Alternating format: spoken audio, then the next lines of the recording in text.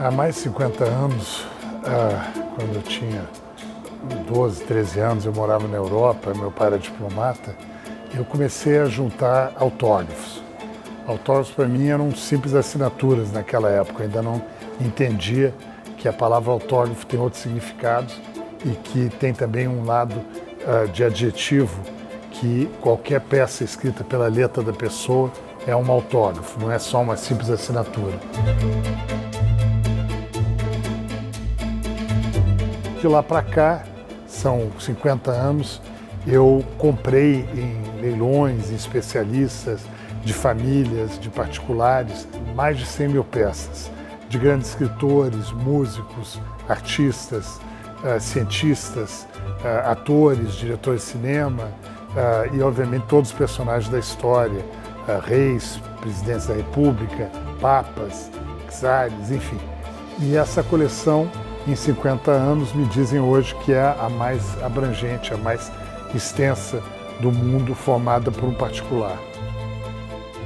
Hoje eu tenho esse privilégio de poder compartilhá-la com o público do meu país, quer dizer, nessa exposição organizada pelo SESC, que é uma instituição que eu admiro tanto e que respeito tanto e que formou uma exposição muito bem montada, com os fabulosos móveis desenhados pelo Felipe Tassara e a Daniela Thomas, que já foram os móveis usados na exposição da Morgan Library em Nova York, há 4 anos atrás, que foi vista por mais de 80 mil pessoas no principal museu dedicado a livros e manuscritos dos Estados Unidos.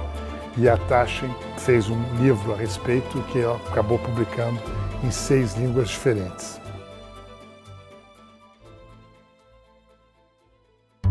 Hoje, para essa exposição que nós estamos montando aqui, com o apoio do Instituto Levi Salomão, eu botei muito mais peças brasileiras do que na exposição em Nova York. São 6 divisões na exposição: música, literatura, entretenimento, arte, história e ciência e filosofia. São cartas, são documentos oficiais, são fotos assinadas, impressos, que também tem a letra, pergaminhos de reis ou de papas. Todas elas têm, de alguma forma, a letra da personalidade, mesmo que não sejam assinados, e por isso são considerados autógrafos. E eu queria dizer quanto formar essa coleção enriqueceu a minha vida, me trouxe incontáveis pequenas e grandes alegrias, a de encontrar as peças, a de conseguir pesquisá-las, estudá-las. Hoje eu tenho uma satisfação muito grande de poder, então, tentar compartilhar com o público um pouco desse enorme prazer que eu tive juntando essas coisas e que eu tenho agora de compartilhar com os brasileiros que visitam essa exposição em São Paulo.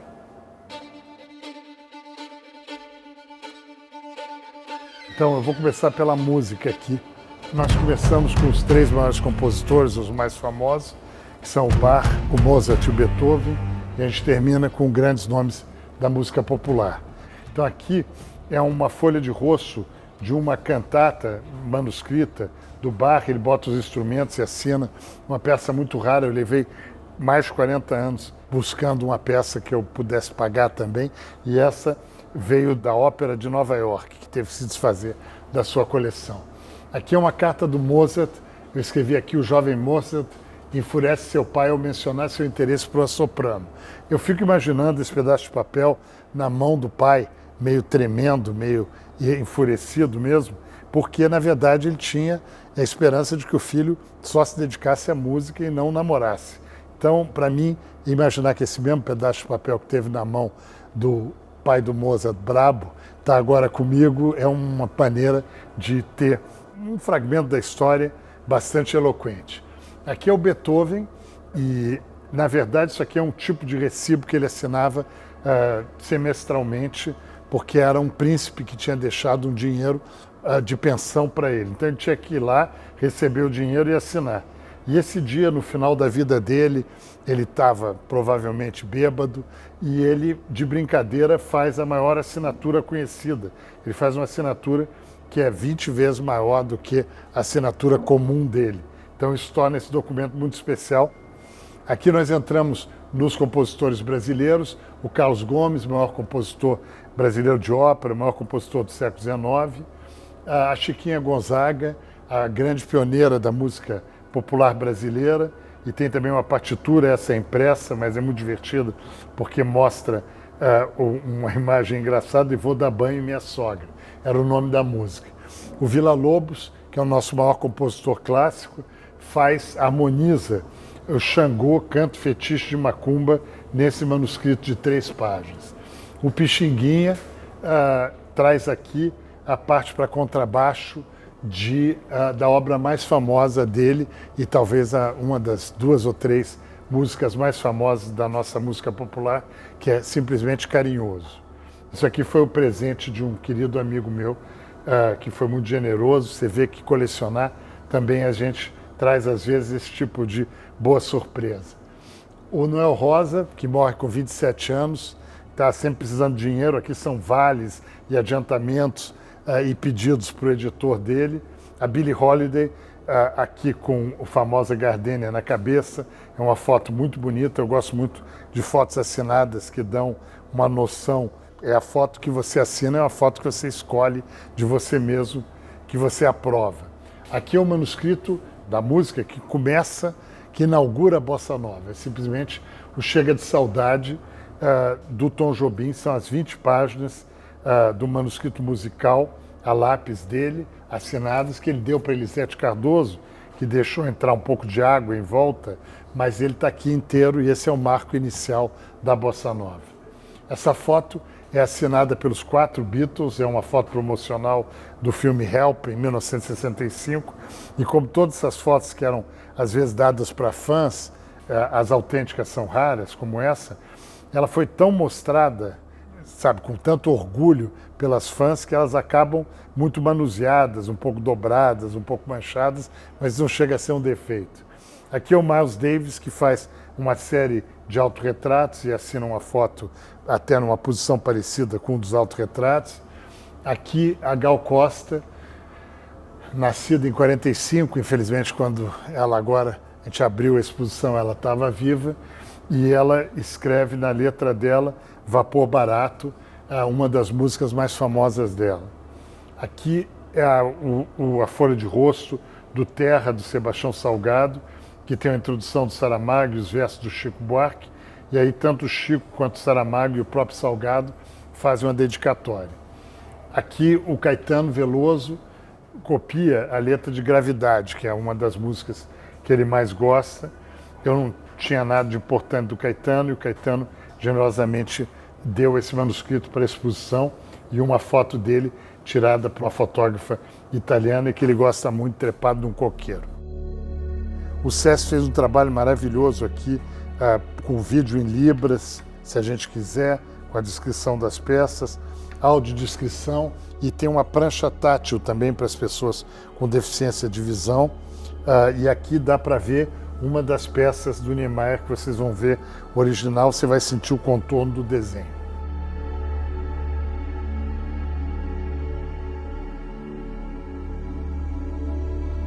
Então, a arte começa cronologicamente com esse pequeno pedaço de papel com o formato de um bloco de mármore, anotado com as dimensões e as características pelo Michelangelo.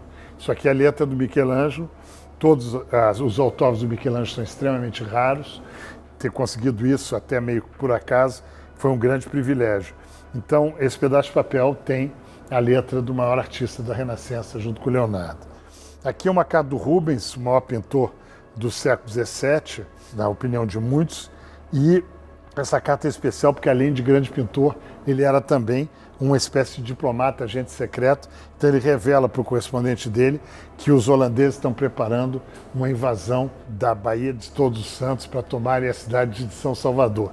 Então, uma carta do Rubens já é uma coisa raríssima, mas falando do Brasil eu não resisti, e eu acho que foi metade do dinheiro que eu tinha naquela época nessa carta. Essa aqui também foi uma dica que um amigo meu me deu, estava no eBay, imagina. O contrato original do Debré para o livro que o tornou famoso, com todas as gravuras que todo mundo conhece, e é o contrato que tornou possível esse livro. Aqui também é um documento emocionante, quando a gente pensa que os impressionistas do começo da sua carreira não conseguiam vender um único quadro, o próprio Van Gogh parece que só conseguiu vender um quadro na vida dele. Então essa gente morria de fome e o Monet faz um contrato com o irmão do Manet, também pintor, que era rico, e ele empresta para ele 1.000 francos. 1.000 francos seria, sei lá, 5 mil reais hoje em dia, para ele sobreviver. E em garantia desse empréstimo, ele deixa 35 quadros dele, quer dizer, inclusive um que ele cita, representando uma mulher em tamanho natural japonesa, que é o orgulho do Museu de Fine Arts de Boston hoje em dia. Então a gente imaginar que por uma quantia tão pequena ele deixava 35 quadros dele, dá uma ideia realmente da miséria que era no começo a vida dele. O Gauguin, também grande pintor dessa época, escreveu algumas cartas interessantes, mas essa aqui é especial porque ele disse que devia passar um ano no sul da França trabalhando com outro amigo, também pintor.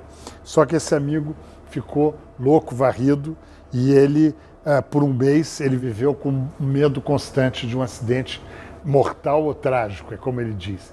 É a única carta em que ele se refere ao episódio do Van Gogh cortando a orelha, quer dizer, aquela depressão, o surto que o Van Gogh teve. Então, é sempre o conteúdo que torna os documentos importantes.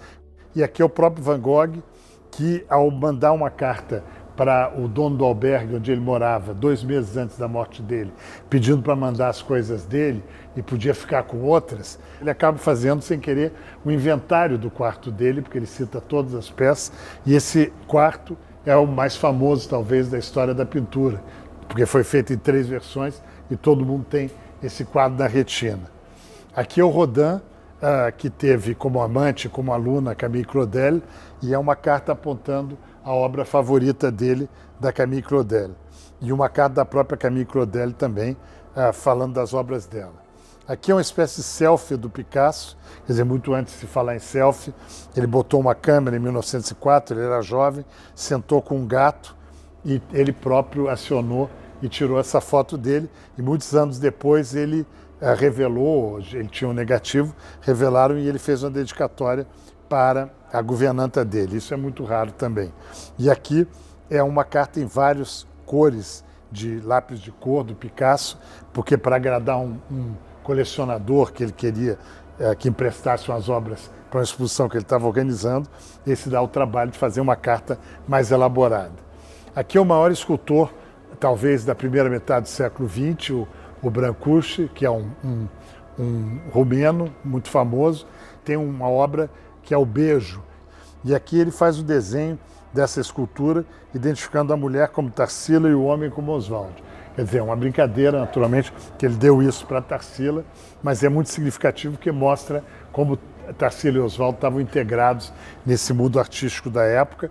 E para nós hoje é uma coisa excepcional que liga uma grande escultura do patrimônio mundial aos nossos grandes artistas. Aqui a gente continua então na parte de artes visuais com o Salvador Dalí, que faz o que se chamava na época de cadáver esquisito, quer dizer, cada um fazia um pedaço de um desenho, mas escondendo as outras partes dos outros. Então saiu um desenho estranho que tinha a imaginação de cada um dos 4. Então é o Dalí, a mulher dele, a Gala, o André Breton, que é o fundador do surrealismo, mais literário, e a Valentine Hugo, que era uma mulher da época também. E aqui é uma carta do Dalí para o Magritte, quer dizer, talvez os 2 pintores mais famosos do surrealismo, e o Dalí diz que nos Estados Unidos o surrealismo está tendo um grande sucesso e que eles estão dominando a situação poética, seja lá o que isso quer dizer. Aqui é uma espécie de, na verdade é um desenho, mas em forma de carta, do Ismael Nery, um grande artista surrealista brasileiro também, que faz esse desenho em forma de rebus e começa com caríssimo amigo, data, e termina sempre teu e Nery. Quer dizer, ele transforma esse desenho numa carta ilustrada. Aqui Tarsila e Oswald, nesse manuscrito muito interessante, que tem mais de 20 páginas, eles botam reflexões deles no momento de maior ebulição do pensamento deles, a respeito da arte moderna. Então tem coisas na letra da Tarsila, na letra do Oswald, e na última página a Tarsila faz um desenho da caipirinha, que é uma espécie de autorretrato dela e um dos olhos mais famosos da obra dela. Aqui tem uma foto dela pelo Vamp, que era o Benedito Duarte, muito bonita, que ela tá até mais Vamp ela do que o fotógrafo, e que ela deu para o sobrinho. E aqui uma carta para Dona Olívia Guedes Penteado.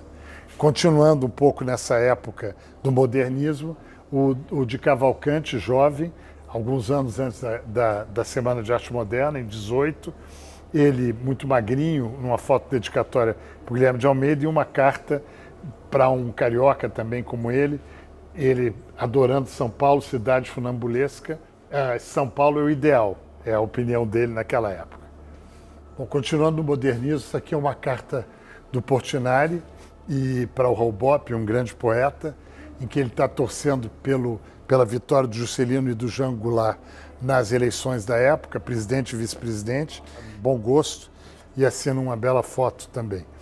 Aqui é a Frida Kahlo, que pega uma foto de um autorretrato dela e colore a mão e depois faz uma dedicatória para um diplomata brasileiro que trabalhava no México. Isso é uma peça muito rara e muito bonita.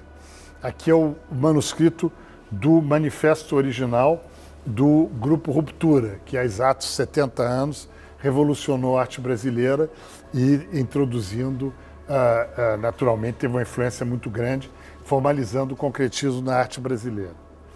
Aqui é a peça que eu mostrei no começo, que estava em relevo para o Braille, que é um desenho do Oscar Niemeyer do prédio do Congresso, vandalizado há poucos dias de uma forma escandalosa.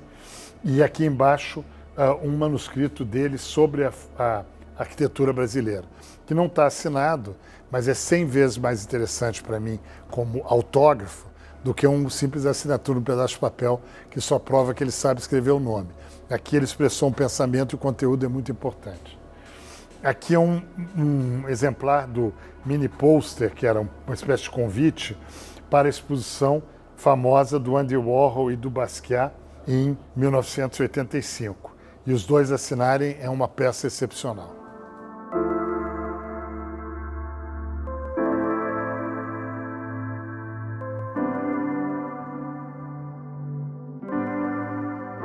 Bom, aqui a gente entra na literatura, que é uma das áreas favoritas da minha coleção, e onde deu para conseguir algumas peças bastante significativas.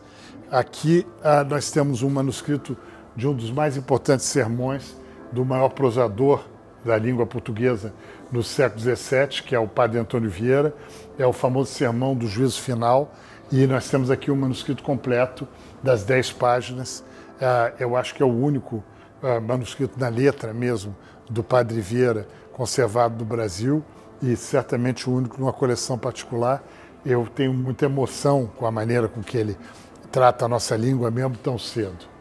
Aqui é o grande poeta, também confidente, Tomás Antônio Gonzaga, que escreveu o livro mais famoso de poesia do século XVIII, Marília de Dirceu, e ele era o Dirceu e a Marília era essa moça, Maria Dorotéia de Seixas, com quem ele nunca casou, morreu solteira. Então aqui tem uma carta dele, uma carta dela e um desenho da época da casa onde ela morava, em Ouro Preto. Aqui vocês têm o Andersen, dos famosos contos de Andersen. Todo mundo conhece os contos de fadas do Andersen, conhece o Patinho Feio, conhece Soldadinho de Chumbo, conhece a Roupa Nova do Imperador. Com os irmãos Grimm foi o maior autor de fábulas daquela época. Mas, além disso, ele também recortava, fazia uns recortes absolutamente geniais para as crianças. E aqui ele dá para uma sobrinha do presidente dos Estados Unidos, e esse é um dos mais bonitos. Na Dinamarca, país natal dele, ele é quase tão famoso pelos recortes quanto pelos contos. Aqui você tem um manuscrito de um poema do Castro Alves, de 4 páginas. 2 estão aqui, e o verso nós colocamos na legenda. É um poema a uma estrangeira, Lembrança de uma Noite do Mar, e que faz parte do Espumas Flutuantes, que é o livro talvez mais famoso dele, publicado em vida. Aqui é o Oscar Wilde, uma foto com dedicatória para um ator americano, e essa aqui é uma carta dele para o autor do Drácula. A correspondência entre dois escritores famosos é sempre uma coisa interessante, mas nesse caso, o autor do Drácula tinha casado com a primeira namorada do Oscar Wilde, então ele tinha ficado meio rompidos e essa é a primeira carta que ele escreve depois.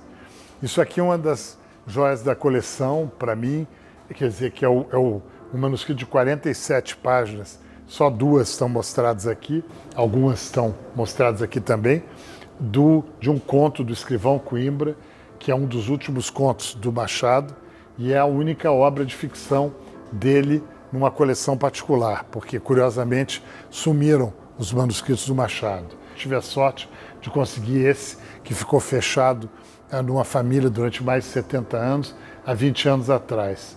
E aqui você pode acompanhar as hesitações, as correções que ele faz, que é o que torna o manuscrito literário fascinante, como também são essenciais para fazer a história os manuscritos sob papel, quer dizer, toda a história é feita a partir dos documentos que eu tenho a sorte de poder colecionar.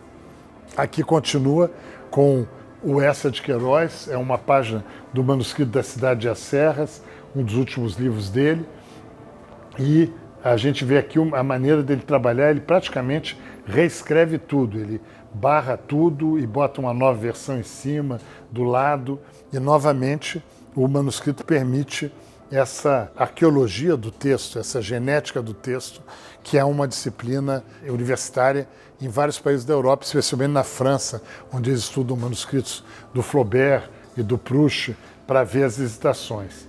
E aqui é uma foto com dedicatória para o melhor amigo dele, que era o Eduardo Prado, um paulista, o melhor amigo dele brasileiro, mas o melhor amigo dele em geral, ao meu querido amigo Eduardo Prado, lembrança de nossa longa convivência e, sobretudo, a inalterada amizade, quer dizer, ela poderia ter se alterado. Então, o maior, quer dizer, o Essa, o Machado, o Fernando Pessoa e o Camões são considerados, fora do Brasil, os expoentes máximos da língua portuguesa. E eu fico feliz de ter esses manuscritos. Aqui, o Euclides da Cunha, de uma foto muito bonita do Hübner, tirada na Amazônia, com dedicatória, e uma carta da mulher dele, protagonista com ele, da maior tragédia da literatura brasileira, tragédia real, no caso, enfim, quando ele acabou, inclusive, morto, e ele menciona justamente que o Euclides está doente, é por isso que ela escreve em nome dele. Aqui é o que eu chamo, não é a palavra bem escolhida, mas talvez a nata dos autógrafos, que são os manuscritos da criação. Isso vale para a literatura e para a música, quer dizer, quando você tem um rascunho que mostra o autor no momento que ele está criando aquela peça, e às vezes você está vendo uma frase que ficou famosa e que é escrita pela primeira vez por ele nesse manuscrito. Aqui são os primeiros parágrafos do romance mais importante do século XX, Em Busca do Tempo Perdido, do Marcel Proust, e no caso são correções, quer dizer, uma outra versão alternativa que ele fez desse começo, que muita gente conhece de cor a primeira frase, e aqui ela está alterada. Em vez de, por muito tempo, fui dormir cedo, ele coloca durante muitos anos, na hora de dormir. Então, essa alteração, quer dizer, você pegar, ele foi pegando qualquer papel, um papel que já estava rasgado, porque ele tirava os cantos para acender as fumigações dele, para a asma dele. Então ele pegou um papel, o primeiro que estava à mão, para um momento de inspiração. Isso realmente, o papel que registra o momento de criação, é uma coisa que emociona muito o colecionador.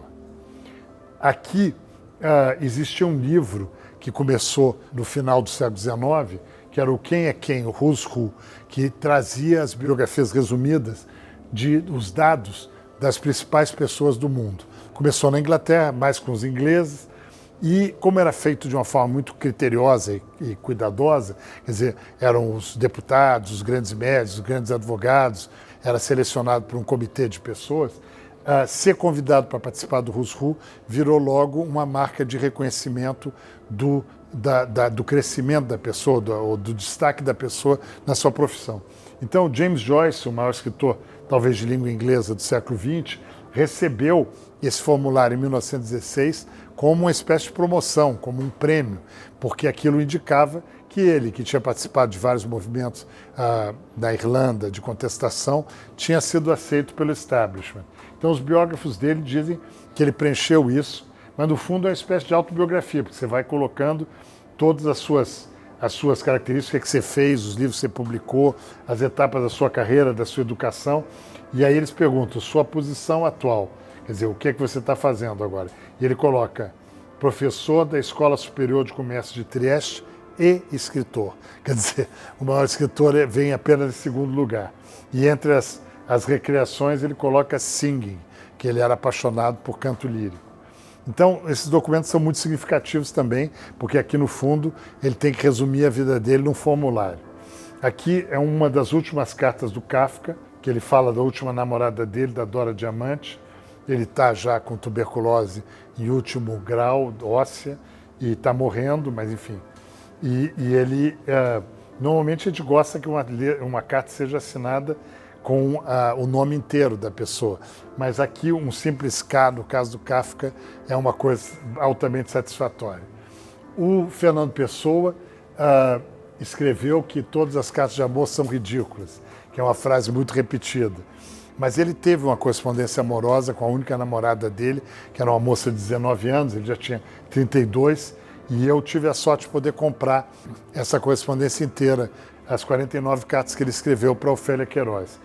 E quando elas foram publicadas, houve uma certa reclamação dos puristas que adoravam Pessoa e que achavam que a publicação daquelas cartas diminuía, de certa forma, quer dizer, a credibilidade, a seriedade do Pessoa. Mas, na verdade, realmente a carta diz bebezinho do nininho ninho. E venho só que aqui querer para dizer ao bebezinho que gostei muito da cartinha dela. Tudo bem, falando que nem criança, mas eu acho que a publicação dessas cartas, ao contrário, humaniza o Pessoa e desde 78, quando elas foram publicadas, isso é há 45 anos atrás, a opinião a respeito mudou muito e todo mundo, hoje não há mais esse tipo de polêmica. E aqui é uma foto dele com 10 anos de idade, com dedicatória atrás para a madrinha dele, também é uma peça bastante rara. Aqui a Virginia Woolf, a maior escritora mulher, talvez, da língua inglesa, pelo menos do século XX. Aqui está com uma foto de infância, que eu acho que é a única, assinada pelas 3 irmãs, ela e uma que vai morrer logo depois, e a que ficou a vida toda amiga dela, e uma carta escrita no papel da imprensa dela, que era muito importante para ela. Aqui é o maior escritor de língua espanhola, o García Lorca, maior escritor espanhol, talvez, quer dizer, você tem o Borges, que não é espanhol, e você tem uma carta ilustrada com 2 desenhos lindos para o cunhado do Borges, justamente, e uma foto assinada dele quando ele estava em Buenos Aires. Aqui houve um romance, o Oswaldo de Andrade deixou a Tarsila, de quem a gente acabou de falar, dos dois, pela Pagu, pela Patrícia Galvão, que era uma aspirante atriz, escritora e também desenhista. E aqui tem uma foto dela quando ela queria ser estrela de cinema, um desenho dela em que no verso o Oswaldo escreve também uma carta. A Pagu virou um personagem mítico de toda essa época do modernismo. O Mário de Andrade, a maior figura, talvez, do modernismo na literatura, numa foto do mesmo Vamp, que faz ali a foto da Tarsila, uma foto muito bonita, muito rara, assinada, e uma carta em que ele fala das fotografias dele e do Turista Aprendiz, só foi publicado mais tarde. Aqui o Gilberto Freire desenha Casa Grande Senzala, a maior obra dele, e uma foto assinada. E aqui você tem um pouco aquilo que eu estava falando dos documentos da criação. Quer dizer, você tem as 9 páginas do conto talvez mais famoso do Jorge Luís Borges, que muitos consideram o autor mais importante de língua espanhola do século XX, é a Biblioteca de Babel. Então o Borges usa um papel de um livro de contabilidade e faz um manuscrito, é o único manuscrito que sobreviveu, única versão manuscrita da Biblioteca de Babel, com todas as correções. Então é muito emocionante imaginar que essa obra, que tem milhões de leitores no mundo, foi criada nessas circunstâncias. Aqui continua a literatura, mais com o século XX. Aqui o Hemingway, com 12 anos, convida nessa cartinha, em que ele faz também umas bolas de beisebol, ele convida o pai para um jogo de beisebol bacana, que infelizmente eu verifiquei, e o time dele perdeu. E aqui com 29 anos, já charmosão, é o famoso Hemingway de Paris. Aqui o Drummond brinca de poeta concretista. Ele não era especialmente fã da poesia concretista, mas aqui ele brinca no Natal para um amigo e faz um poema concretista. E aqui tem uma foto dele, jovem, com dedicatória para a Eneida. Aqui é uma carta do Sartre, o grande filósofo e escritor e dramaturgo também importantíssimo francês, que ganha o Prêmio Nobel de Literatura, é a única pessoa que recusou por vontade própria em 65, e é o rascunho da carta que ele manda para a Academia Sueca recusando o Prêmio Nobel de Literatura. Aqui é o mesmo tipo de formulário que eu falei para vocês do Quem é Quem, só que esse é da Agatha Christie, que na época ainda não tinha escrito seus mais famosos livros, mas já era suficientemente famosa para ser convidada para dar a biografia dela. E aqui é uma foto dela jovem. Aqui é a mesma coisa, o formulário do Tolkien do Senhor dos Anéis, que naquela época nunca tinha falado de Hobbit ainda, não tinha publicado nada, foi convidado para fazer parte do Quem é Quem por causa dos estudos dele sobre a língua inglesa medieval. Aqui é o último contrato assinado pelo Guimarães Rosa com a famosa editora José Olímpio. O José Olímpio também assina, e das testemunhas é o Carlos Drummond de Andrade. E uma foto dele quando ele estava em Hamburgo durante a guerra. São peças raras, mas é bastante emocionante pensar que o maior escritor, o maior prosador da primeira metade do século morre com só 59 anos, pouco depois de assinar esse documento. Mesma coisa para a Clarice, que escreve essa carta, de certa forma, para Lígia, algumas semanas antes de morrer. A gente vê que a letra já está muito tremida. Ela fez uma entrevista com a Lígia, foi batida a máquina, as duas corrigiram, e no final, quando ela manda o manuscrito final, ela junta uma carta que ficou inédita até esse papel ser descoberto há 3 ou 4 anos atrás, que eu encontrei numa coleção. Lígia, você é tão doce e escreve tão bem. Fiquei muito contente com o fato da Raquel de Queiroz entrar na Academia Brasileira de Letras. Se eu tivesse poder, daria a segunda vaga de Inácio Silveira de Queiroz, que consegue para a mulher brasileira um lugar ao sol. Embora eu não deseje morte para ninguém, sugiro que a terceira vaga seja preenchida por Lígia Fagundes Telles, para quem ela escreve isso aqui. Estão achando que sugiro mulheres demais? Não. É que a Academia Brasileira de Letras tem uma grande dívida para com as mulheres. Até então, nunca uma mulher tinha entrado na academia. E se Nélida Pinhon entrasse na academia, esta sofreria uma modificação revolucionária, pois Nélida tem coragem para renovar. Eu mostrei isso para a Nélida, querida amiga, que faleceu infelizmente recentemente, e ela ficou muito emocionada com essa frase da Clarice que ela descobriu 40 anos mais tarde. Antes de terminar, quero dizer que, apesar do grande respeito que tenho pela academia, eu jamais aceitaria entrar nela. Quer dizer, Clarice sempre original, mas sabendo que ela tinha poucas semanas de vida, isso ganha uma outra dimensão também. Aqui Elizabeth Bishop, que é considerada por muitas a maior poeta americana, e ela morou no Brasil, viveu no Brasil com a Lota Macedo Soares, em Petrópolis durante 15 anos, e é uma carta com um pouco a impressão dela do Brasil e uma foto assinada. E aqui é uma foto também do João Cabral com uma coisa muito engraçada, ele resolve fazer uma contabilidade dos versos dele. Então, livro a livro, ele vai colocando Pedra do Som 295, O Cão Sem Plumas 425. E aí ele chega a um total de 13.298 versos. É o único caso que eu conheço de alguém contando seus versos milimetricamente. Quer dizer, as pessoas sabem que escreveram aproximadamente alguns milhares, mas aqui o João Cabral queria ter uma noção muito clara e muito precisa do que ele tinha escrito.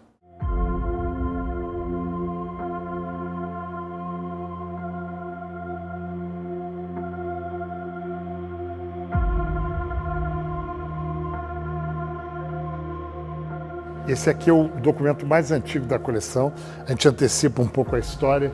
Esse é um documento assinado em 1153 por uma série de pessoas, quase 900 anos atrás. Isso aqui é um pergaminho, uma pele de cordeiro, que era tratada para ficar como o suporte da escrita e que tem uma durabilidade muito grande. Então, quando ocorreu a Revolução Francesa, esse documento já estava há 600 anos arquivado lá. Quer dizer, para vocês terem uma ideia. É um documento papal, uma bula papal, é uma série de vantagens que ele dá para uma abadia na Itália, e foi um breve momento, porque na Idade Média as pessoas sabiam, muito pouca gente sabia escrever, e não havia aquela noção de que uma coisa assinada pelo próprio punho era certificada. Mas os papas, nesse momento, assinavam, da própria letra. Então o papa da época assinou e mais 12 cardeais assinaram em volta, na própria letra deles. Desses 12 cardeais, 3 viraram papas mais tarde. E um não virou papa, mas foi canonizado, então virou santo.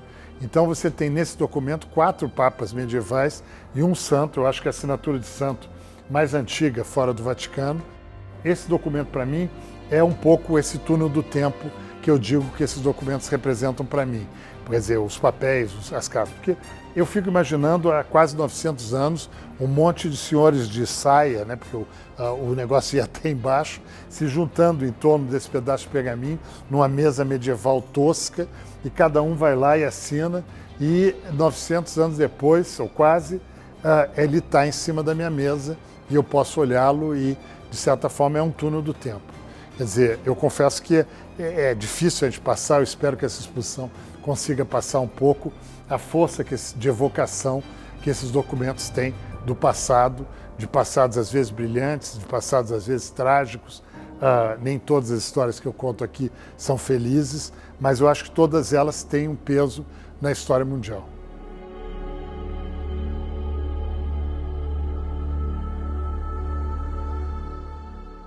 Agora a gente vai começar na ciência e na filosofia, com uma carta do Maquiavel, tá? Quer dizer, o grande pensador que fez O Príncipe, nessa época estava em desgraça, mas ele escreve uma carta inteira de próprio punho numa viagem a Livorno, uma peça muito rara que eu também levei muitos anos para conseguir. Aqui você tem na letra do talvez maior matemático de todos os tempos, que é o Isaac Newton, você tem uma conta que todo mundo pode entender, porque é uma conta de somar, então a gente não tem tanta dificuldade de ver isso. E aqui tem a árvore genealógica do próprio Newton, que bota os antepassados dele e termina com Isaac Newton, nascido em 6 de dezembro de 1642. E eu gosto da ligação de árvore com Newton, parece óbvio.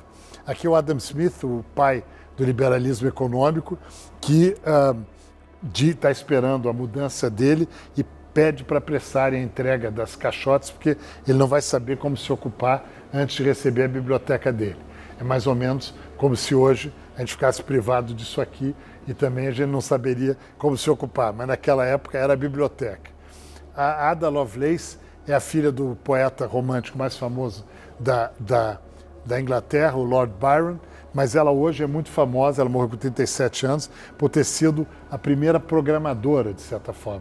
Porque ela era amiga de um grande matemático chamado Babbage, que inventou uma espécie de pré-computador, e ela fez a programação. Então ela é uma espécie de ídolo da Silicon Valley, enfim, de todo mundo, e também por ser mulher. Aqui é uma carta do Darwin, quer dizer, eu tenho muita admiração pelo Darwin, porque você propor a teoria da evolução naquela época era uma coisa extraordinária, chegar para uma sociedade como a sociedade vitoriana e dizer que o homem descendia, de certa forma, do macaco, era realmente uma coisa, e que o mundo não tinha sido criado, como se acreditava na Bíblia, no ano 4000, sei lá quanto, antes de Cristo, entendeu? E só que ele teve, evidentemente, muita oposição de muita gente naquela época.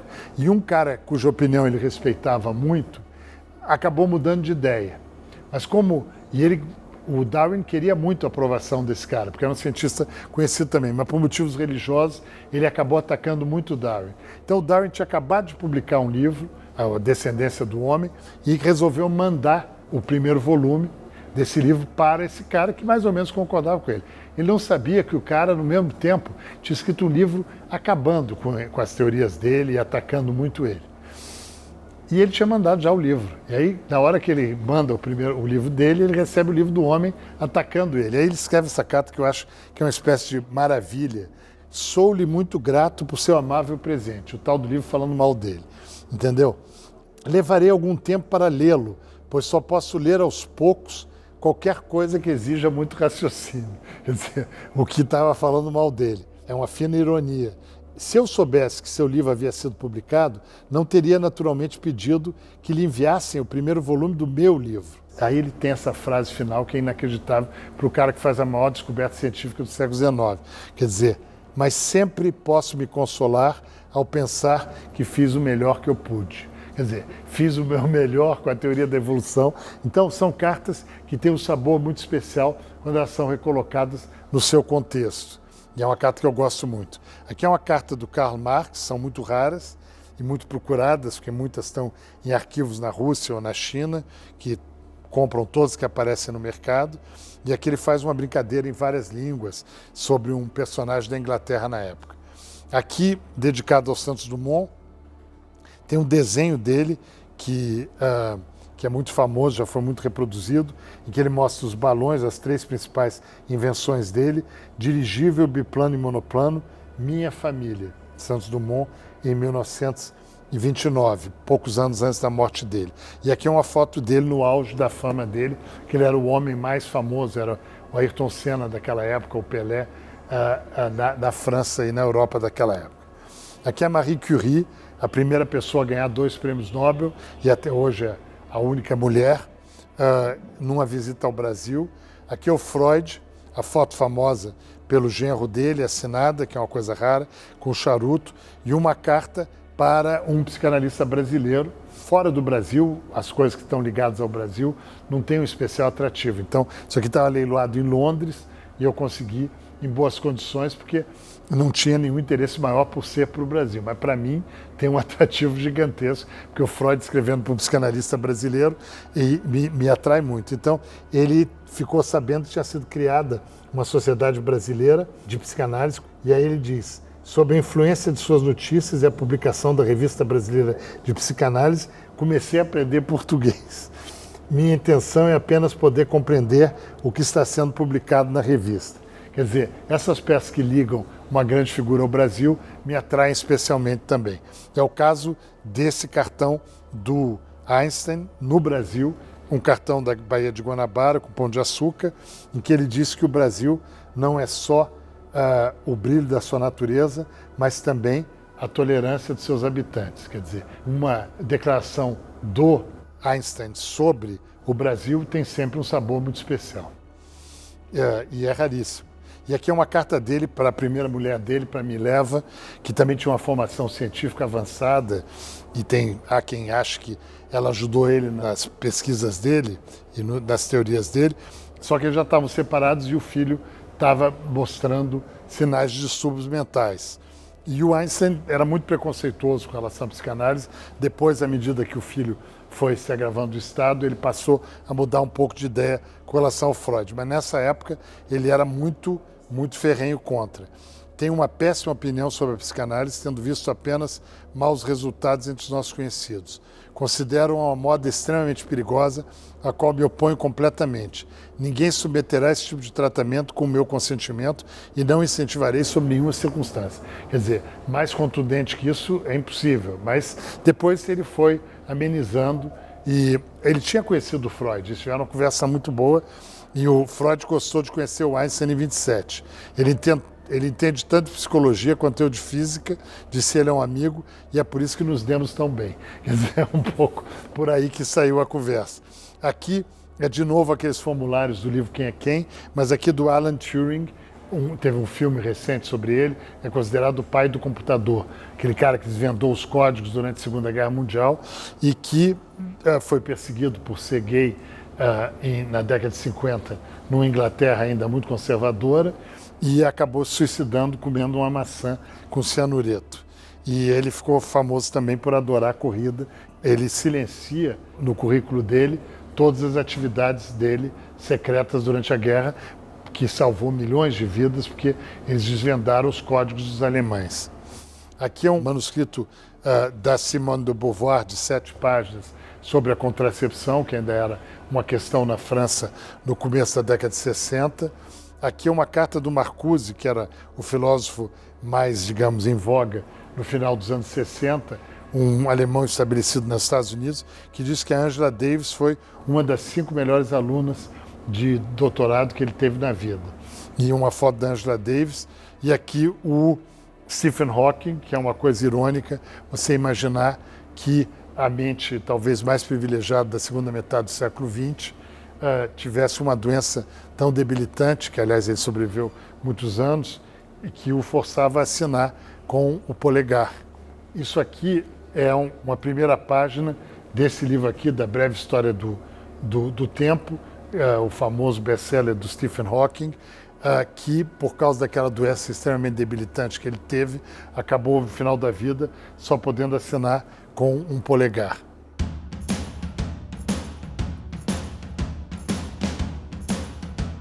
Aqui a gente entra na parte de entretenimento e esporte, tem um vídeo em libras e tem uma prancha tátil aqui que permite você sentir as assinaturas de toda a seleção brasileira de 58 no ingresso da final na Suécia, que foi a primeira vitória brasileira numa Copa do Mundo. Então aqui eles dão todas as explicações. Então aqui estão as pessoas famosas, entre atores, pessoas de cinema e também no esporte. A Josephine Baker foi a maior estrela, apesar de ser americana e negra num tempo de preconceito, a maior estrela de Paris dos anos 20. E ela realmente era espetacular. Aqui é um desenho do Mickey pelo Walt Disney, uma foto com dedicatória para um brasileiro. Aqui é engraçado porque tem uma foto da Carmen Miranda anônima de maiô, que ela faz dedicatória para o namorado dela na época, e poucos anos depois, como a performer mais bem paga do mundo na época, já famosíssima nos Estados Unidos. Aqui é um documento que infelizmente evoca tempos muito infelizes da história dos Estados Unidos, há 70 anos, quando havia aquela perseguição, aquela obsessão com os comunistas, chamado macartismo, do nome de um deputado McCarthy, que era alucinado. Parece algumas pessoas que a gente conheceu no Brasil recentemente. E para poder filmar em Hollywood, o Hitchcock, por mais que fosse um grande cineasta, era obrigado a assinar um formulário que era um certificado de que ele não era membro de qualquer atividade comunista. Então esse é o certificado original que permitiu ao Hitchcock filmar nos Estados Unidos, mas ao mesmo tempo evoca um período terrível da história dos Estados Unidos. Aqui é a foto favorita da Marilyn Monroe, feita pelo Cecil Beaton, e de vez em quando ela dava com dedicatória essa foto para pessoas especiais. Aqui é o Grande Otelo, o grande ator, talvez o mais famoso do tempo dele no Brasil. Aqui é uma carta engraçada que só foi conservada porque o verso dela serviu de papel de rascunho para a pessoa que tinha recebido a carta, que era o Jean Cocteau, que era um famoso cineasta, poeta e desenhista americano. Ele usou o verso de uma carta de um menino de 17 anos que pedia para ele comparecer à inauguração do seu cineclube. Ele não foi, não deu a menor atenção para o garoto de 17 anos, se chamava François Truffaut. Alguns anos depois, o Truffaut ficou muito famoso e o Cocteau procurava desesperadamente a atenção dele. Então é muito irônico essa peça aqui. Aqui é aquele abraço desenhado pela Leila Diniz, uma grande estrela que infelizmente faleceu cedo. Aqui é uma foto e uma carta da Fernanda Montenegro, nossa maior atriz e uma querida amiga. Aqui uma foto como Harry Potter do Daniel Radcliffe, que está aqui também porque nós temos visitantes adolescentes ou que deixaram a adolescência há pouco tempo. Eu queria que se identificassem com alguma peça mais contemporânea. Aqui é o ingresso que eu falei para vocês no começo da final da Copa de 58, assinado por todos os jogadores, inclusive o Pelé, com 17 anos, e uma foto com dedicatória dele naquela época.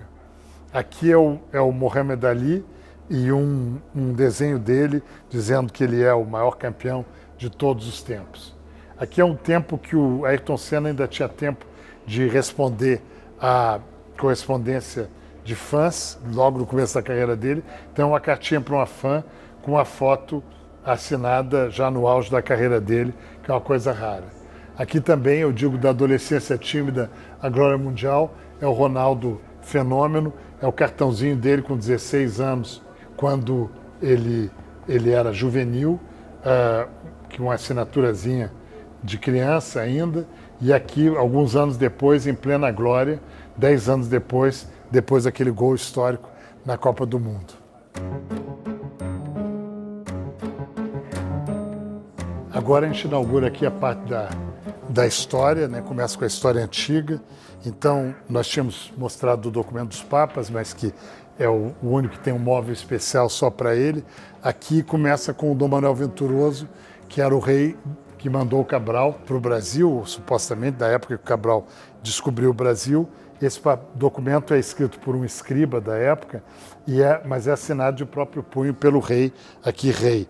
E é um papel de trapo que vai continuar com essa cor em perfeito estado daqui a 1000 anos, enquanto que os papéis que a gente usa no dia a dia já terão virado pó, que são papéis com base vegetal. Também é o caso dessa carta do Henrique VIII, o famoso rei Tudor da Inglaterra, que é famoso pelas 6 mulheres, 2 das quais ele mandou executar, mas foi também um monarca muito importante na época. É uma carta histórica de grande significado que ele manda para o rei da França da época, falando do Carlos V, que era o rei da Espanha, e eles eram inimigos e estavam aliados eventuais. Também é uma carta escrita por um escriba, mas que o rei assina, e essa última linha também é na letra dele. Aqui é uma carta do maior estadista português, que teve grande influência na história colonial do Brasil, o Marquês de Pombal, e ele se apresenta como defensor dos indígenas do Brasil para explicar a expulsão dos jesuítas, que, segundo eles, reduziam os indígenas a uma escravidão que é notória. E ele quer restituir aos índios do Brasil a sua primitiva e natural liberdade. O verdadeiro interesse era se apropriar, naturalmente, das riquezas dos jesuítas do Brasil. Aqui é uma tabela desenhada pelo Tiradentes, quando ele era alferes à frente de uma pequena tropa, com os integrantes da tropa. Aqui é um contrato de casamento de um nobre, de um membro da corte do Luís XVI, da Maria Antonieta, e esses nobres tinham direito a ganhar um certificado assinado pelo rei e por toda a corte. Então, o rei assina, o Luís XVI e a Maria Antonieta, que acabarão decapitados, e também os 2 irmãos que serão reis 30 anos mais tarde, uma outra irmã que também foi decapitada, e um primo que votou para decapitarem o primo, que também acabou decapitado. Então, é um documento muito significativo por reunir todas essas assinaturas. Aqui também é um documento pouco usual do Napoleão. O Napoleão, sendo a figura histórica importante que ele é, eu tenho na minha coleção algumas dezenas de cartas e documentos dele, em vários momentos da vida dele, mas esse, para mim, é especialmente significativo, porque ele é uma reunião meio aborrecida para nomear bispos na Itália, e ele vai fazendo uns rabiscos em forma de fortaleza. Então, até o Napoleão rabiscava quando estava numa reunião chata. Aqui é o Dom João VI explicando para o irmão do rei da Inglaterra por que ele fugiu de Portugal e veio para o Brasil. Uma carta também da Carlota Joaquina, mulher dele, que passou para a história como muito ambiciosa, e realmente nessa carta ela tenta virar uma espécie de rainha da região do Rio da Prata, na Argentina e no Uruguai. Aqui você tem o Dom Pedro I, filho do casal que eu acabei de falar, na história antiga. Aqui ele já entra na história mais recente, e ele teve o famoso romance com a Marquesa de Santos, com quem ele teve vários filhos, 2 meninas sobreviveram, e uma parte da correspondência sobreviveu. E aqui ele manda uma carta para ela: minha amiga, muito meu coração, e termina: desse seu amante fiel, constante e desvelado, o Demonão. Quer dizer, ele chama ele mesmo o Demonão. E aqui ele faz um poema em homenagem à Marquesa: a rosa que te ofereço, aceita como um penhor, da amizade a mais sincera e do mais perfeito amor. É bonitinho, mas não é grande poesia, ainda bem que ele era imperador. Aqui a Leopoldina, a mulher dele, uma figura muito bem tratada hoje pela historiografia, porque foi uma mulher com muitas qualidades e que protegeu também os cientistas, os naturalistas. Aqui ela está tentando justamente conseguir apoio para um naturalista alemão. Aqui é o Bolívar, que é a maior figura da independência dos países da América Latina, o libertador da Colômbia, da Venezuela, do Equador, etc. Então, o Bolívar aqui dá para o embaixador da Inglaterra, que era a maior potência daquela época, o próprio cavalo dele, dizendo que esse animal não tem outra distinção a não ser o de ter levado seu dono contra os inimigos da pátria. Mas é um gesto que tem um certo simbolismo até de subserviência ao imperialismo, de certa forma, se você quiser interpretar de uma forma extrema, porque dar o próprio cavalo para o embaixador da Inglaterra é muito significativo. Aqui o Zé Bonifácio, grande figura também da nossa independência, depois, quando ele foi tutor do Dom Pedro II, que na época tinha 7 anos, ele se preocupa com as gratificações para as lavadeiras escravizadas da corte. Aqui é uma carta do Pedro II para a sua amante, enfim, grande amiga, que era a Condessa de Barral, como foi lembrado até numa novela recente, e é uma carta, ele realmente encontrou na Condessa uma alma-irmã, e eles trocavam cartas. Essa é uma das primeiras cartas que eram para verdadeiros diários, em que eles contavam a vida um para o outro, quando estavam separados. Aqui é o Allan Kardec, o fundador da filosofia espírita, que teve uma influência muito grande no Brasil. Todo mundo conhece algum Allan Kardec da Silva, ou de Souza, ou de Castro. E aqui um recibo da Revista Espírita assinada com o verdadeiro nome dele, que era Hippolyte Revoil. Isso aqui é uma carta da Rainha Vitória, que marca o século XIX na Inglaterra, a época vitoriana, mas a gente sempre pensa nela como uma velhinha, mas ela foi jovem. Então, essa é uma carta dela com 7 anos de idade, que é considerada a primeira que ela escreveu, e essa foto teria sido a primeira foto sob papel tirada dela também. Isso aqui é uma foto assinada pelo famoso Touro Sentado, que fez parte do show do Buffalo Bill. Então ensinaram ele a assinar em inglês, e ele, por $1, ele dava o autógrafo para quem visitasse, ou que visse o show.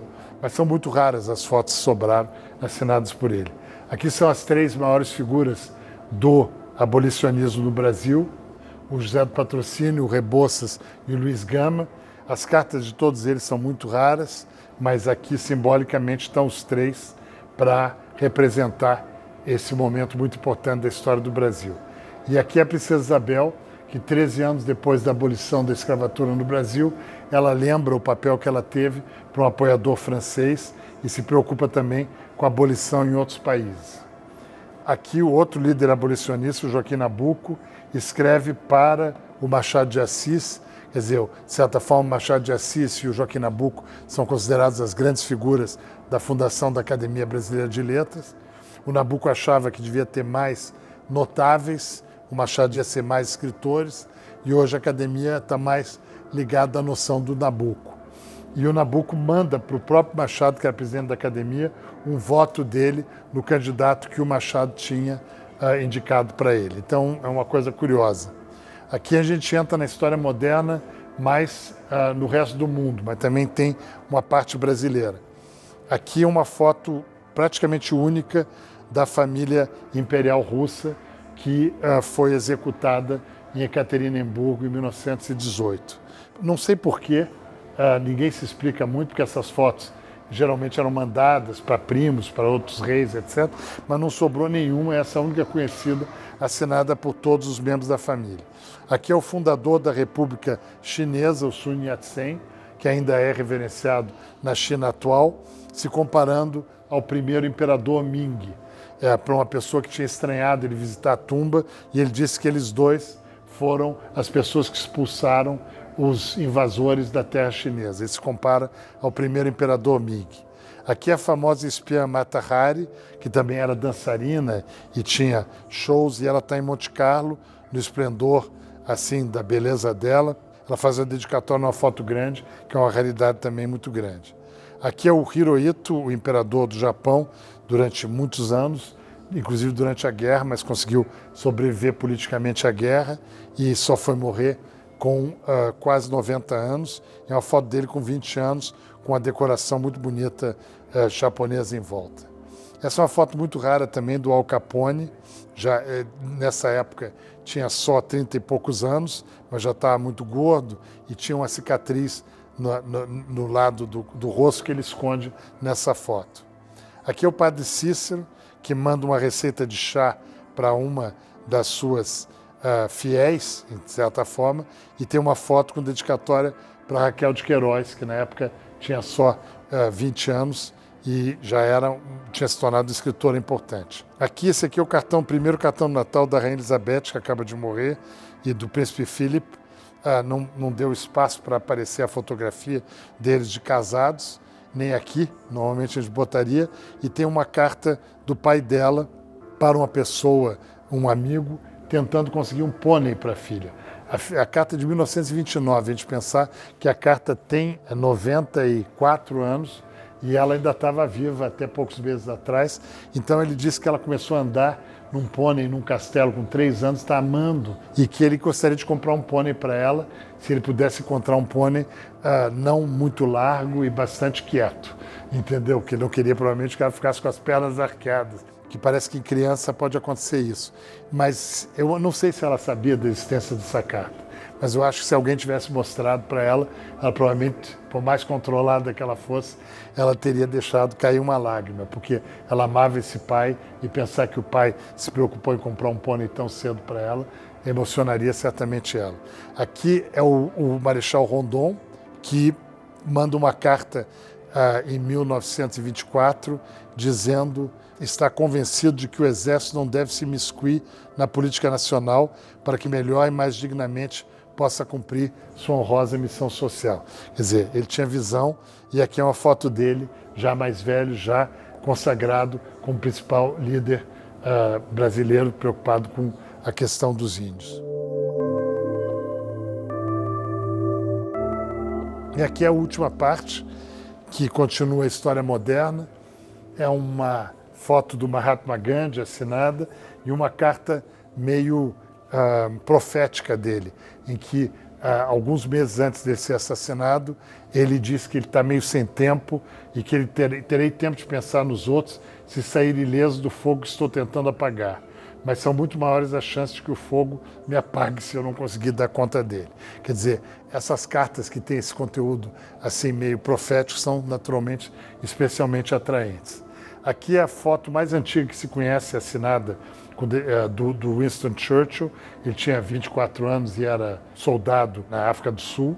E aqui é uma carta dele com 80 anos, quase 60 anos mais tarde, deixando de ser primeiro-ministro para a melhor amiga dele, que era a primeira namorada, continuou amiga, e ela não esperou por ele, acabou casando com um lorde, mas ele continuou muito amiga. E ele diz que agora que ele se aposentou, ficam agora para trás as armadilhas do poder e da responsabilidade, e eu vou cambaleando pelas sombras da aposentadoria.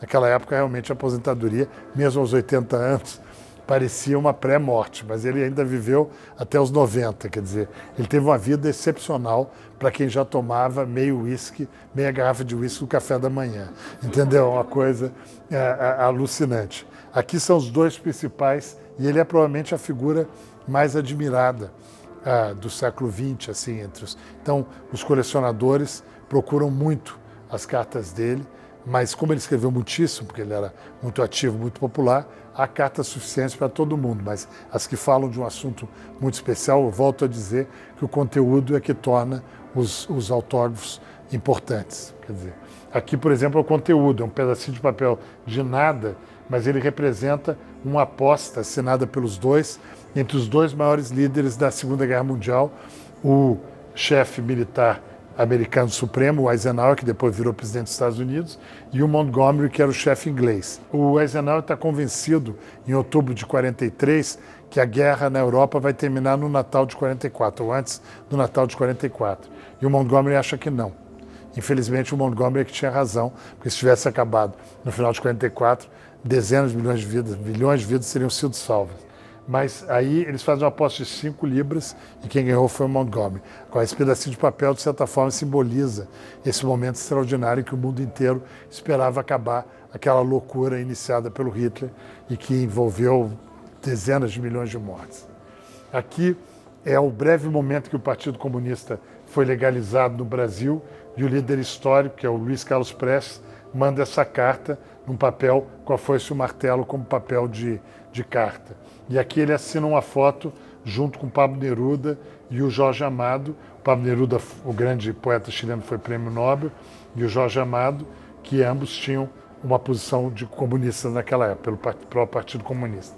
Aqui, o Juscelino Kubitschek e o Tancredo, que são os únicos presidentes da República dessa exposição, mas são duas figuras por quem eu tenho admiração, de certa forma, mostram o essencial da correspondência política do século XX no Brasil, que é pedido de emprego. Então, o Juscelino escreve para o Tancredo pedindo para que ele atenda um protegido dele. E o Tancredo escreve para o Juscelino pedindo para que ele também atenda um protegido dele. Então, é engraçado ter essas duas cartas juntas aqui. Aqui é o Che Guevara visitando uma fábrica de charutos em Cuba, pouco depois da Revolução, e ele faz uma dedicatória para as operárias da fábrica de charutos, que provavelmente não conservaram isso muito bem, então a foto está meio comida embaixo, mas a parte da dedicatória e da imagem está boa. E aqui alguém plastificou esse papel, provavelmente para proteger, mas ficou uma coisa meio... não dá para tirar, é um horror quando plastifica. Mas é uma carta que um cara da Costa Rica leva para o Fidel Castro, para o Che Guevara, no dia da vitória da Revolução Cubana, e eles escrevem entusiasmados.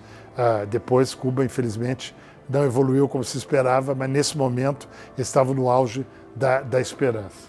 E aqui o maior inimigo deles, que era o Kennedy, na foto de casamento dele com a Jackie, com assinatura e dedicatória dos dois, que também é uma coisa muito rara.